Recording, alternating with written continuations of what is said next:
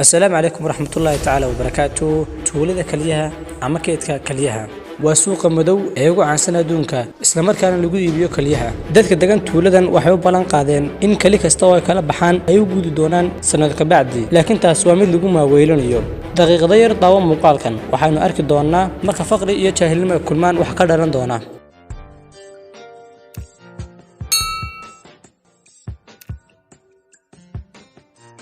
tuuladan oo lagu magacaabo Buskay oo ku taala koonfurta dalka Nepal waana mid ka mid ah tuulooyinka ugu sabursan adduunka. Tuuladan dadka degan oo dhan waxay ku shaqeeyaan hal kali oo qof kasta waxa ka maqan hal kali waxaana loo bixiyay tuulada kaliyaha waxaana ku nool dadka ganacsada xubnaha dadka nool si dadkan looga baxa kaliyaha waxa lagu qanciyaa waxoogaha lacaga kuwa ogol heshiiskan waa in ay tagaan Hindiya kadibna ay u soo laabtaan tuuladan markay tagayaan Hindiya waxay marayaan wadooyin iyo buurooyin halis ah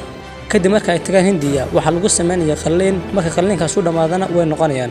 dadka qaar way dilaan xaga kuwa soo hareeyna ay la ildalayeen cilado xaga kadida ah tuuladan waxa ku sameeyay heshiiska garaan oo isla marka laga baxa kalooda waa faqri awgi iyo jaahilnimo geysay isla marka dadkan waxa ka faa'iideystaan jaahilnimadooda waxayna u balan qaadaan lacag laakiin ma siiyaan dadka tuuladuna waxay moodaan inaan khasaari doonin waxa lagu dhahaa labada kulliyood ويني كوريان تين لقى سعرنا دي بيسون قناصان تنوي كوريسان إسلام مكانه دي بان قلب حدونا سأل عقو هشان وده كان نبل لبده كل شيء طبعا كي وحقود عي والجريد أضحن وحانو بربري كوريه كسم السنة دوبدا والجريد كانوا حسامي تولده وحنا كبربري كوريه هودي عكس مستان حقوقي العقد إلسية ده خير أيه وريث شكله وسوق يدك كان عشان شري كليدو ده سأل عقو هلان وكوريه دي بورستان انت سيما برنامج كل لغوية انت كل منا برنامجنا مده وحنا قد كنا سيدي والسلام عليكم ورحمة الله تعالى si aad u hesho muuqaalo badan hadda subscribe dhe